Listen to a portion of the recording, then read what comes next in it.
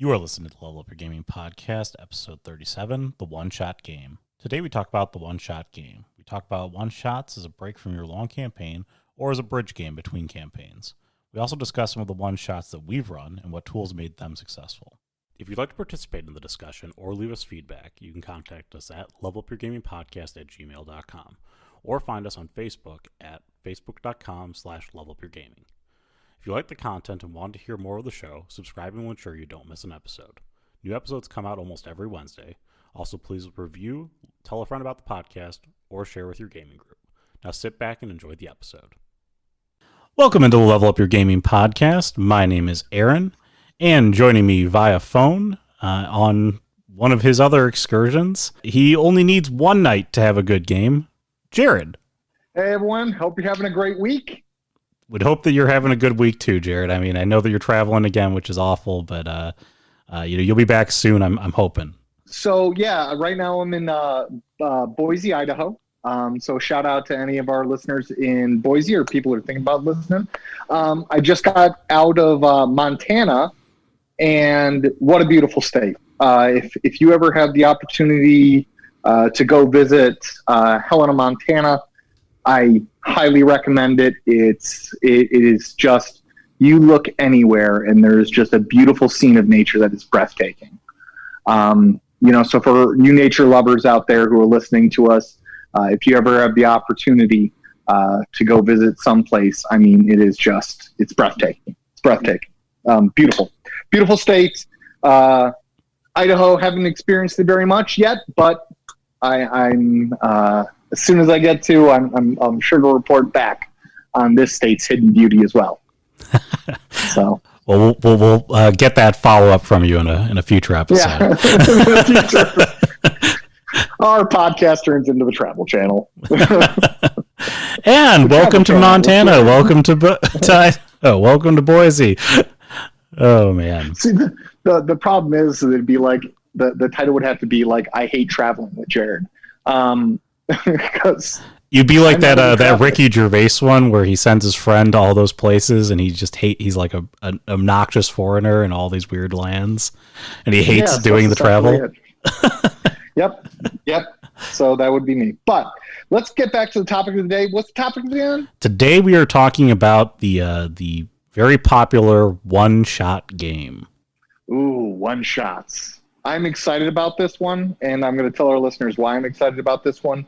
Aaron very recently ran a one-shot game for Brian and I, and it was a spectacular game. I mean, it was fun from the beginning to the end, and I'm hoping in this podcast, after we go a little bit over like some of the tools and methodologies to developing a one-shot game, I really want our listeners to hear Aaron's development story.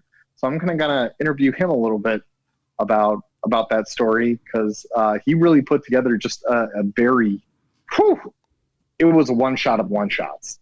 So, one-shot games. Yes. Go ahead. Yes. Okay, so one-shot games, there's two ways to look at a one-shot game. The first way is a one-shot game contained within a larger ongoing story. So, for example, one might take Aaron and my game, the Detective series, and a one-night game could be considered a one-shot, but it's part of a larger campaign. A one-shot game and part of the larger campaign also might be like, for example, a flashback game, like, oh, do you remember the time that we crossed the Volga River? Even though that is a real river, so I'm not very... Aaron, give me a fantasy name for a river. The Shinra River. The Shinra River, when we had to cross it, and, you do a flashback scene just for one night to bring an action-filled night. So that's the first kind. The second kind is your the truest sense of a one-shot game, where the characters go no further than the one-shot game. They're designed, developed for that game, and it's only going to last a single night. And I want to start this one off with saying that one-shot games do not have to equal one shot. so many people go, one-shot game equals one night. I can't go anything past it or further. I could not advise you more against that, especially if your players are having a blast or if the story isn't complete. One-shot game could be 2-3 nights. A one-shot game could morph into an entire chronicle or long-term story or volume, if you wanted to call it. So first, I want to tackle the one-shot game of the long-term story variety. So in creating this, first off, why would you use a one-shot story? The one-shot story for me, and Aaron can add more situations into that, for me is I need to develop a break for my players, not for the characters, because the characters don't get tired. They're the subject of our great imaginations. But sometimes your players, if you're running a long-term horror campaign, long-term combat campaign, and it's a break, and it's either a break for your players or it could potentially be a break for your storyteller. He doesn't want to destroy the campaign. He doesn't want to put it on the back burner, because I've seen so many great games that I've put on the back burner. I'm like, oh, well, we're going to come back to this game after a few sessions of this game, and we never do. Creating that one shot can break up the monotony of a theme that you've been going for. Let's say your theme is loneliness. That can be kind of depressing for your players. I wouldn't recommend loneliness as a long-term theme for a game. Remember, themes can change. They need to change with the story. But let's say, for example, you have a great political game going and you have really gripped your players. They're really having a great time, but you yourself or one single player is like, man, I just need a night of action. I need a night of action, man, please. So, I want to take an example of, they're playing spies. Let's say it's a spy game. And the general trick of a spy is don't get caught. That's the truest sense of a spy. But you're going to tell a one-shot story of the operatives who carry out, a snatch and grab of one of the somebody that the players have targeted, like, oh, this guy needs to go. He needs to be interrogated. Well, there's a story of the snatch and grab. So that's a connected story to the characters. But it is with separate characters. So they're playing the actual snatch and grab operatives, not the spies, for just a single night, so there can be some action and no one has to worry about the fear of death. It brings levity to the situation. So really with that, what you have to be cautious, what I caution storytellers to do is that they're not going to break or shatter their game with the one shot. If you're going for a particular theme and then it's a night of joking, to put this in the proper terms, I myself have worried that, like, hey, I got this great game going. I made a comedic one-shot game because my players needed to laugh a little bit. Are they going to come to the next game after the one-shot and start the comedy routine again because they really needed longer? If that happens, identify that problem, take it back. You know what I mean? And I don't mean like take it back.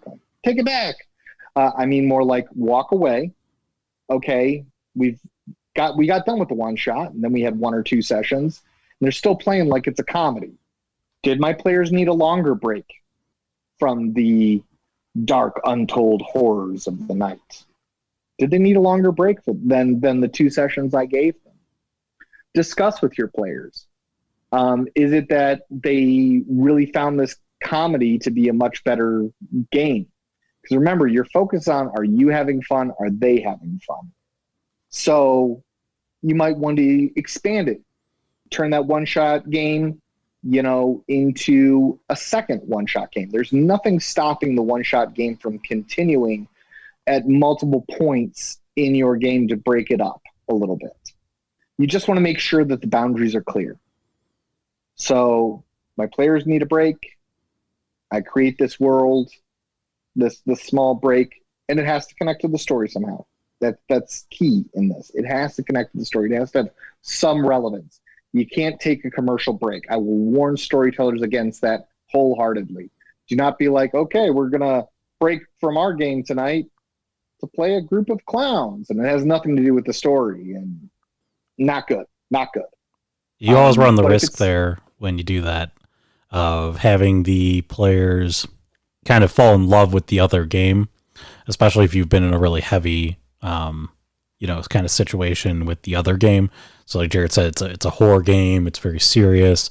And then you kind of throw this romp in there that goes back in time, or you throw this very comedic game in there.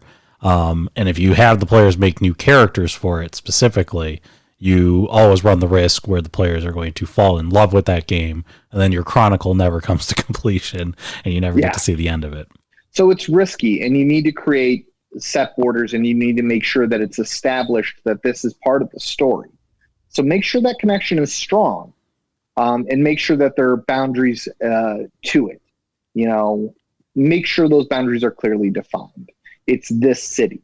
When you guys go into this city, these things will happen. And this is a small part to a larger story. So the second one that I wanted to go over was the one-shot, because that's more storyline development tools. So one-shots do not break from your standard story tools of introduction, rising action, climax, falling action, conclusion. All it is that you compress this to a smaller timeline than you're commonly used to. So it's great to follow the literary storytelling in this time period of a short story. You want to make sure that you've got that rising, falling action, but you're just going to make sure the times are very short on that. So when creating your one-shot game, make sure that you've got your brief introduction, because your players need some sort of foundation, some sort of base to establish themselves. What city are we in? What time period? You're on the continent of Valok, and it's 3 years, after the Great Cataclysm. Okay, well, all right.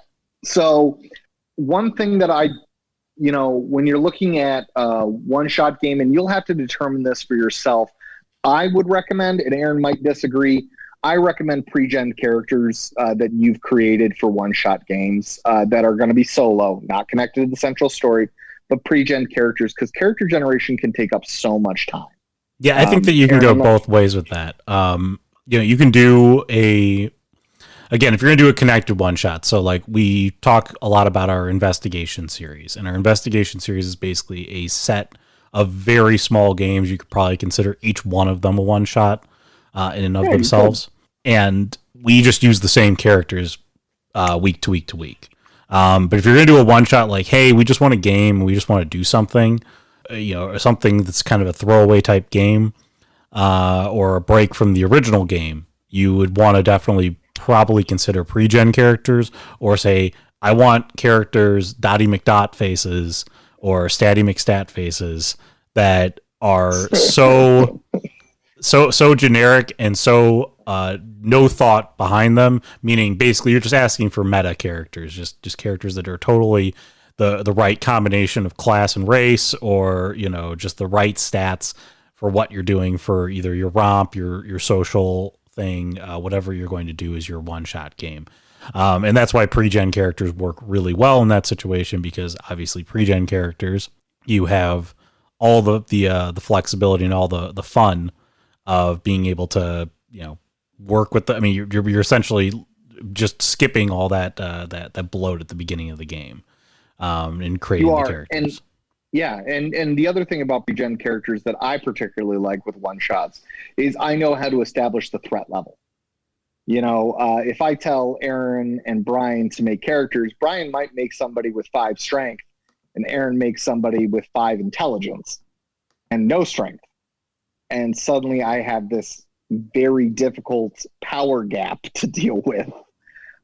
That's why I like PreGen characters, because I'm like, hell no, you're 3-3-3, or mid-level strength, mid-level intelligence.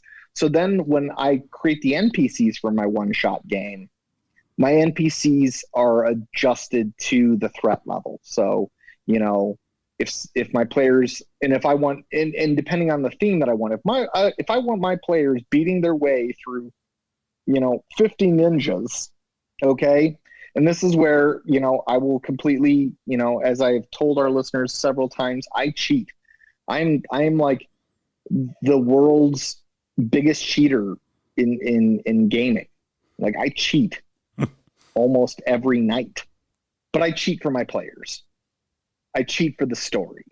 So what I'll make sure to do with those ninjas that I've created, because I want a good story of my players beating their way through 50 ninjas, because that sounds like a fun story. It sounds like the fun my players need. Yeah, I'm going to make sure those ninjas maybe only have one dexterity and, like very low dexterity, very low dodge, because I want my players to hit them. If you're doing this in D&D, really low DC or AC, yeah, very low DC, and very low hit points, so they die quick, and you're hacking slashing through them. Because at that time, I'm suspending belief, because ninjas should have a very high DC and I suppose high hit points, because they practice body hardening and stuff like that. Suspend disbelief for the sake of the story. Remember, are my players having fun? Is it increasing the story? So make your NPCs to fulfill the story that you want to see. Do you, are you going and to bring this to a, back to movies? Do you want a Black Hawk Down story for your one shot that it's people are losing thumbs and might not make it, and your heroes come out so scarred that they can barely stand? Then you're going to up the level of your NPCs. Or do you want the one where the heroes come out, they're looking fantastic, the hair has not moved, since they combed it that morning, and they just beat 100 ninjas? What's the story that you want to come out in the end? So really, threat level, assessing the threat level and creating the threat level comparative to your players or your characters is very key to the one-shot game, because in the one-shot game, you really don't have that time to recalculate. One-shot games, I think Aaron was the one who talked about this before. In a one-shot game, you got one shot. That's Aaron, wasn't that your the name of the one-shot game implies that you have one shot at this, meaning you don't really, there is not a lot of maintenance period. You're going to think of a one-shot game where you're probably going to run it maybe one night, maybe 2 nights. If let's say that you are nearing the end of it, and so you just want to finish it up because your players are having a great time and they want to finish it up over the next night. I think Jared's right in saying, a one-shot game doesn't need to be one night, but it also, it should also be, it shouldn't be like a 7-night game. It should really be, it's a condensed story. Jared's right. You just gotta pick the right setting for it. You got to make sure that there is not a lot of options for the players to kind of go astray within the story. The story is right there in front of them. It is the answer is right in front of them every time they need the answer, more or less. And so it's kind of hard to give them that sense of agency in a one-shot game, unless you're just doing a straight, like, you're in a tavern and then you're attacked by ninjas. That's a perfectly good one-shot game. It's fun, it's exciting, it becomes this big combat, and you can complete the combat in a short period of time. I think that especially if those ninjas just fall out of the ceiling. Oh, geez. How did we not see 50 ninjas in the ceiling? I don't know, but you didn't see them. But yeah, no, I think that's, yeah, Jesus, where do all these ninjas come from? Holy crap, they're like crows. You get to be the good thing about a one shot game. And Jared said you have to, at the beginning, the middle, the end for it. You should have a gathering, you should have an ending to it. And even if they're really simplistic, there's a lot of tools that you can use to, quickly gather your players and galvanize your players. We talked about combat being a galvanizer in the Gathering episode, and in the one-shot game, combat tends to be the galvanizer. It's the thing that, you know, oh my god, all these ninjas popped out of the ceiling, and now everybody who's fighting against the ninjas are, you know, they must be my allies because they're not the ninjas. Yeah, it's pretty simplistic when you get to that point. And you know, and the thing is with one shots, the galvanizing moment just comes so quickly, and you really do have to depend on your players not to be jerks and like, I'm going the other way. If someone's going the other way in a one shot game, here's my thing: they have made that choice. Okay. Do not cater to them. Do not cater to them at that moment. I had a player who did that once. It wasn't during a one-shot game. It was during a large campaign. He went off. He was like, I'm going to follow this lead. And I warned him. I fired shots across the bow that you are moving into the land of nothing. Yeah, he went full steam. And I was like, all right, you know what? This is role-playing. It's video games without the borders. You enjoy life outside the border. Yeah, I mean, yeah. You don't want to cater to that player. If they're going to go outside the border of your one shot, because your one shot, this is the few times when I would say you break the mold of letting your players do what they want. The players are basically doing what you want them to do in this game. It's very directional. It's very pointed. You can make the players feel like they made the choice to do that, but I think that you're always making the players do what you want in the one shot. In the one-shot game, it's an illusion of choice. You give them two doors. They think, oh my God, if we go west, it'll have something to do. If we go east, it'll do something else. In all reality, no matter which door they picked, there was going to be a spike trap. There were going to be ninjas in the ceiling regardless of which tavern they chose, okay? Oh, had we gone to the red one, there wouldn't have been ninjas. Nope. The red tavern had ninjas too. Yep. It had a lot of ninjas, actually. A lot more ninjas than you would have thought. These ninjas, you know, they had spears. You know, it was a choice between spears and katanas. You guys chose katanas. You know, and it's the illusion of, and that's a skill in itself, creating the illusion of choice. You know, I will say that in many of my stories, there is the illusion of choice, but in my larger stories, I really do encourage my players to create motivation and, you know, go their way. And that's something I think Aaron and I are going to talk about in a later podcast, which is character motivations, their own motivations. But with the one-shot game, there's not a lot of room for that. You're going for one, maybe two sessions. You know, if one of them is, and that's why, to an extent, I'm like, PreGen characters are really great, because then, you know, you don't have the person who's sitting there going, you see, my character is truly a thespian at heart. And although he may be a vicious warrior, he has always dreamed of the theater. I would like to go chase this dream. No. This isn't that type of game. This ain't that type of game. I'm sorry, buddy. So the one-shot game, and because there is that lack of choice, because there is that not so many options for your players to really dive into the characters that they want to create and explore. You know, for example, I've brought up in our last podcast, for the first time ever, I'm exploring a female character, and I'm having a blast. You know, mainly because I put my wife down on paper, and I'm having a great time. It was funny. I'm going to break off to a little side story. I hope I haven't told our listeners this before, but she was like, when I created the equipment list, I shared it with my wife, and, you know, it has like lipstick, 3 different, you know, paper, 3 lonely paper clips in the bottom of the bag, you know, all this just random stuff. And I was like, I based it off your, because my wife doesn't carry a purse. She carries a bag. And she was like, I'm at one part insulted, but the second part insanely flattered that my husband knows me so well. So, you know, the one-shot game doesn't allow you to explore those. And that's why, in the event that you get that miraculous moment where your players were like, holy crap, you know, this is the in-between games We just wanted something to do on a Saturday night. No one has a campaign idea, so we're doing a one shot. Just because, remember, at the core of role playing is the friendship and the time spent with each other, and those good memories. So everyone wants to get together, and Aaron, Brian, and I, and Ken have done it several times where we're like, we got no campaign. Well, we still want to get together. Let's do a one shot.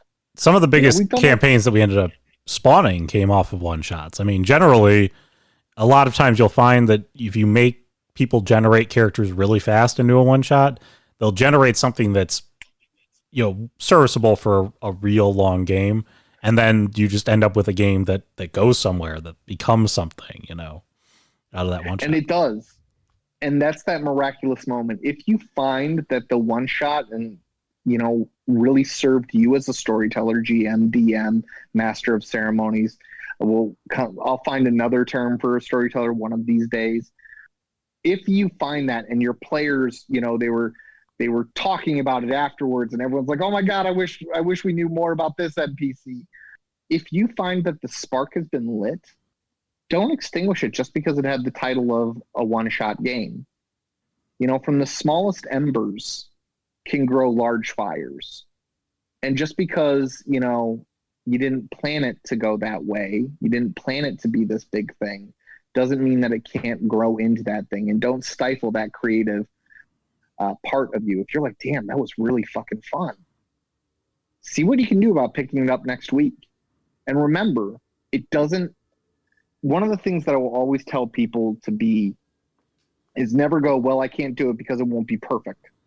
I won't have been able to have the time to create my masterful campaign.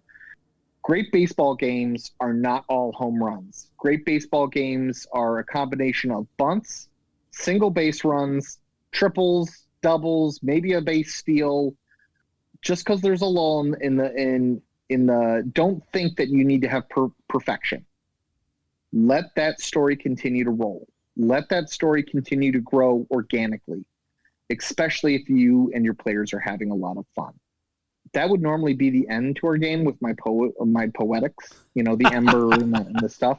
But what I wanted to do during this one, because Aaron really created this amazing one shot for us, is I'd kind of like to interview Aaron a little different. Aaron, I want you to, I know for once I'm the one asking the questions. So this is what power feels like. Aaron, you created a one-shot game. It was the opening of our the third chapter of the detective series. Why don't you give people a brief synopsis of the story, what it was? Sure. So I did have the luxury in this one shot where the players had already had a session 0. So the players sort of knew each other. I didn't have to do a lot of work within the gathering itself. So I just want to point that out to our listeners as they kind of hear this. What I chose to do was something more of a romp from what we were doing, because the investigation series that we've been doing has been very socially focused, and a lot of the games we tend to do are socially focused. They're heavily around a mystery and thinking through kind of this thought pattern. And I wanted to just kind of give us a little break from that, because we hadn't had a big combat, hadn't had a big kind of fun campaign. We always say in the name of John Woo within our group, or in the name of John Woo, or just more explosions, go Michael Bay, something like that.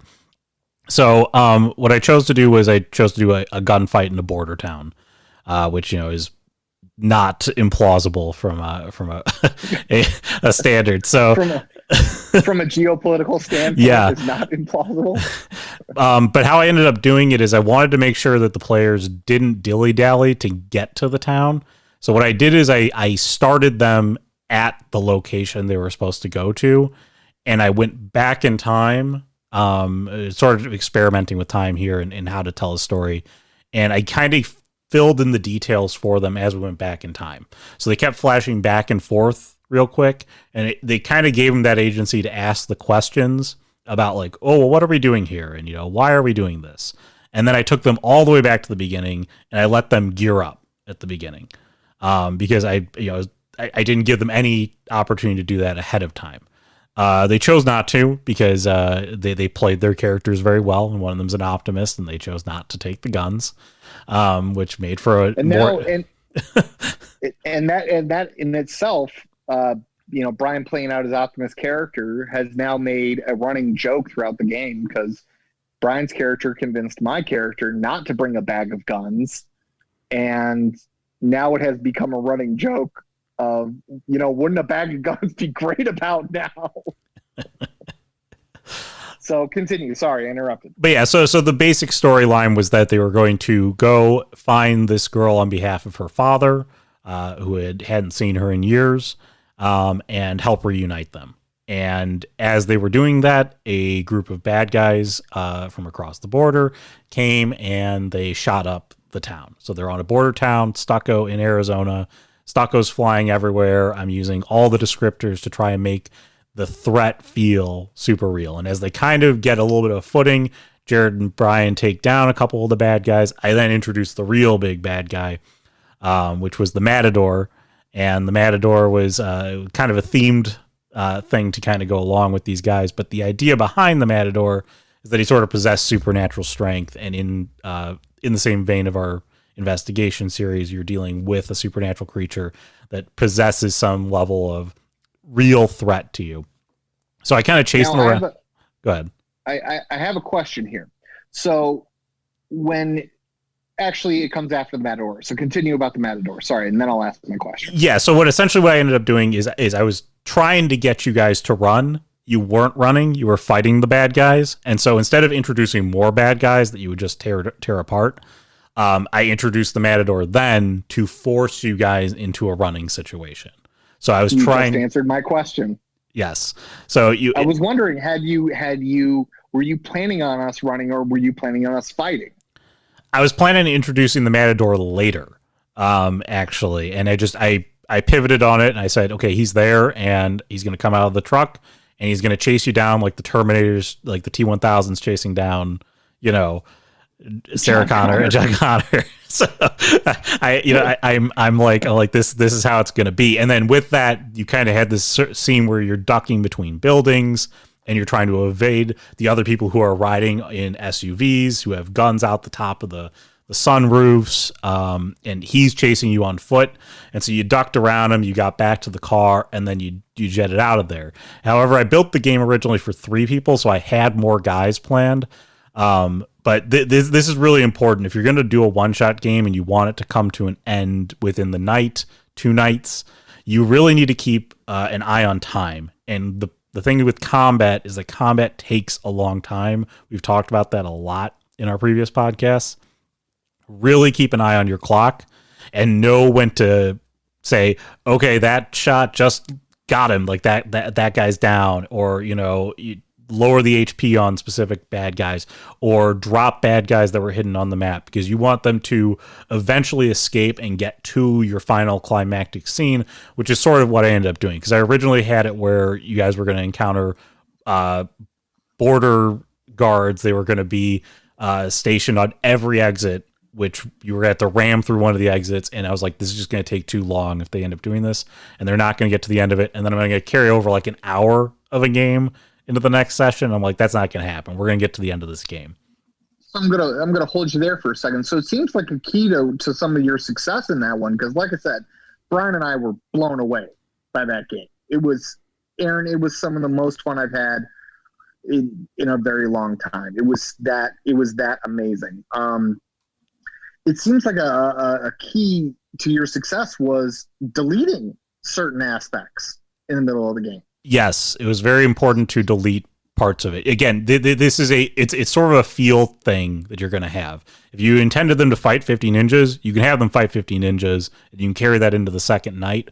But if there's an act 2 or a second scene after the 50 ninjas, and you want them to get to that second scene the same night, you might say that some other ninjas caught some of the throwing stars that were being thrown around the place. You might kill more, or you might have people retreat because, oh my God, they're defeating 24 of the 50 ninjas. This is insane. These guys are crazy. We have to get out of here. Okay, you need to know when to tone back your encounter and make it seem plausible that the encounter is being toned back, so that the players can get to the next part of your game. Again, the first part of the game was not meant to be the entire, it was supposed to be the bulk of the night, but wasn't meant to be the entirety of the night. And I originally had it designed, like I said, for 3 players. I toned it back because there were 2 players, and I just was going to see how well they were doing against these bad guys before I decided to say, I'm going to introduce more. So, and again, it also seems another aspect of your success was thinking on your feet, altering the game as needed, dancing almost. yes, you need to dance. We've talked about that before in the podcast, how you do the dance with your players, because players are going to do unexpected things. If they're going to fight 50 ninjas, if they're going to fight 50 guys at the border, somebody might get a hold of a grenade. Somebody might have brought a grenade. Okay, they might take out a bunch of people right away. They might cast an insane spell, in a D&D game, and they might wipe out half of your enemies without you expecting that to happen. I would say start small and comparable based upon the number of players that you have. You can always add more. It's harder to subtract. So don't reveal all your cards until you need to reveal more cards to bring more people in. If you're fighting a gang of people in a tavern, have some thugs come up and start the fight. See how they do against the thugs. If you need to elongate, introduce more thugs. Okay, they're a big gang. They're a big gang. Great advice. So you got us driving away, and then you brought us back to the beginning. Yes. So I would. Was that? Go on. Oh well. So I would say in a one-shot game, when you're having travel, skip the travel. Okay. I don't really care what the players are doing between the travel. They know their goal, and I gave them a very specific goal: get the girl back to the house. Okay. And I made it so they would trust the guy who gave them that directive implicitly. I kind of gave them a guias and a guarantee that this guy was not the bad guy. Because if not, I could have very easily had players who mistrusted that bad guy, and then you end up with a much bigger story and a much bigger problem. Right. And then we got to that last part. Yes. And you broke us into 2 different tasks. Was that planned, or was that just going with the flow? That was so not planned. Okay, so I expected you both to fight and then bring her to the clearing. So the basically, if they brought her back to the house, so people have continuity here, and the guy wasn't there, they were supposed to bring her back to this clearing behind the house. Okay, Jared, playing in character, decides to play the hero and take her to the back of the house. And so now I've got this problem where I had multiple problems. One, I was going to have a bigger encounter at the house with other bad guys. And I chose to scale that down based upon how you guys did in the town. So I didn't introduce any additional kind of PUD bad guys. And then I also, when you split the team, I went, crap. So the Matador has a big bowl. Okay. And you guys were supposed to fight and finish off both of them in the main area. But you ran. And so I'm like, well, I need someone to chase after you. So the Matador is going to chase after you, and Brian's going to tackle the bull. And so now I've got this problem where I know you're going to go back there. I don't even have a map at that moment while you're doing this. So I make you just kind of do some rolls to run away from them. And while you're doing that, I'm drawing a map and I'm rolling for Brian. Okay. Like I did this all on the fly when we were doing that. Fantastic. Okay. I didn't know that map wasn't prepared. Nope, it was not prepared. And that's something for our listeners. I mean, Aaron, as we brought up in previous podcasts, Aaron is a fan of the old fashioned whiteboard. He gets nostalgic about that stuff. Yes. But like, it just goes to show that you don't need a perfect battle map for everything. Because by the time that I got to that map, because Aaron made me do a couple of extra rolls, and literally I thought all this was planned. I'm like, well done, Aaron. He planned it so it would be more of a thrill for the running through the house, and really in the background he's making a map, and that map came out, and I mean it wasn't highly detailed, but I was like, oh, he had a map there the entire time. Well, yeah, I told Brian this. I said, originally what was supposed to happen is the guy was supposed to be sitting in the clearing, and you're going to bring her back there after the fight, and that was how the game was going to end. However, you guys split. And so now I got to say, okay, the guy's not there. And so the only hand waving thing I ended up doing is the guy walked in after you got to the clearing. Again, flexibility is super important, and thinking on your feet is super important, especially if something this is more elaborate of a one shot that I would typically expect you to kind of make. I mean, I did it because it was the kickoff game to our series. But at the same time here, so I put more effort into creating this game. I probably put about 5 hours into creating this 3.5 hours of gameplay that the players ran through. So I had a lot of things already thought up ahead of time. So planning is still important at a one-shot game. It's just less important if you're going to run something that's very generic. Like, you're just going to fight the 50 ninjas, and once you're done with the 50 ninjas, you're done. Okay? Or maybe you find like a medallion at the end and you have to go fight the ninja boss or something. I mean, you can keep them really simple, but if you're going to make something elaborate like this, being really flexible is important, because you're not going to know what your players are going to do. And I couldn't stop Jared. Jared was going to take her come hell or high water. That was in character. He was playing the hero. I'm going to get her out of here. I need a hero. Yes. I'm holding out for a hero till the morning. Okay, sorry. So Brian fights the bull. You go off and fight this guy. You get her to the clearing. I know that you're not going to turn and fight until you get her to the clearing.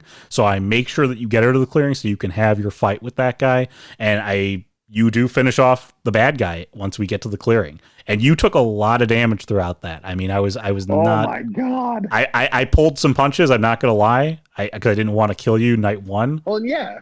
So, but I made sure that you knew that you were taking damage consistently. I made sure that you knew that it was hurting you consistently. And folks, listeners, here's the thing. I've been storytelling for over 2 decades. I know that I am the biggest cheat ever. Like I just said, Aaron has been becoming such a great storyteller. In that moment, all I could think of was the story and the fight and the fun. And I never even thought until after Aaron was already halfway back to his house that, was he pulling punches? And the thing is until Aaron just said it now, I wasn't sure. Oh, I pulled punches. Sure. I stabbed you good one time. I would have wrung you clean. Okay, let me put it that way. I would have also killed Brian with the bull. Oh, awesome. And I will tell all of our listeners, I have not lost satisfaction in that story, because what a hell of a story it was. So don't be afraid of making those alterations. Don't, because Aaron made those alterations. He did it on a storyteller of 20 plus years.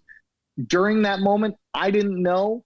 And I guess subconsciously, I didn't care, because I was so enveloped in the story and in the moment. And even months later, it didn't deny my victory. I'm not like, oh man, I didn't really kill the Matador. The Matador killed me. No. It was such a great story, and I'm still raving about that story months later. Take that advice with you. It's about the story and the moment, not about the modifier was plus 15 and the DC was, 29 and you did not hit that roll. Yeah. Forget that. Aaron made a story that still grips me to this very day. So much that I've been waiting for this podcast for Aaron to talk about it. Well, I'm glad I could pull back the curtain on some of these things. And again, I really want to stress to anybody who's listening, who's going to do a one shot out there, flexibility and watch your clock. Okay. Because if you want to get it in that night, watch your clock and be flexible to change things on the fly. You really have to be willing to change things on the fly. And I don't think it detracted anything. It didn't ruin my story that they split. It made it a little bit more challenging for me to think, okay, what are they going to do right now? But I went, okay, Jared's going to run back there. I need to have a map.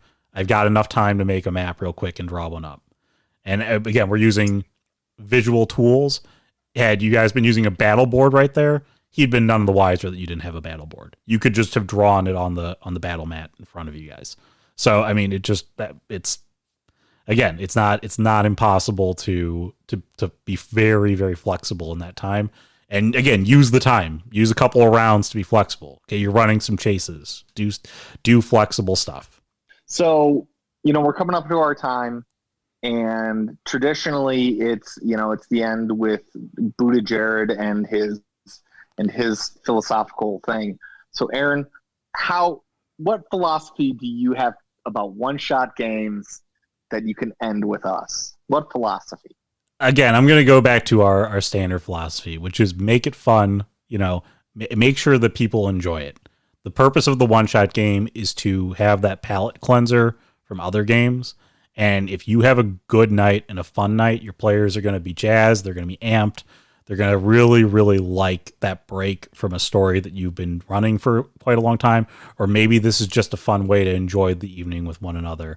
But it's all about that fun at the end of the night. And that's what you can get out of a one-shot game. Aaron, I was expecting more, visualization. So next time, can you talk more about like embers and fires and we aren't all as gifted as you, Jared. I'll work on my metaphors coming up in a future podcast episode. But Aaron, I need you to level up your metaphors. Level up my metaphors. Hey, you guys level up your gaming. I'll level up my metaphors, and the next time we do this, we'll all have a good time. We'll all have a good time. All right, that's all I've got, Aaron. That's it for me too. So I'll close us out here. If you like the podcast, please subscribe, review it on your favorite podcast site. Tell a friend about the podcast. You can follow us on facebook.com/levelupyourgaming. You can contact us at levelupyourgamingpodcast@gmail.com. Please give us your questions. Maybe you've got a one-shot game that you really liked. You want to tell the story about it, or ask us how to run a one-shot game. Ask us, hey, I need more tips. I need more elaboration on this. Or I was thinking of doing this thing. We're always here to help. We'd be happy to help, and we look forward to helping you guys out. That's going to wrap it up for us. For Jared, I'm Aaron. Have a good week, guys.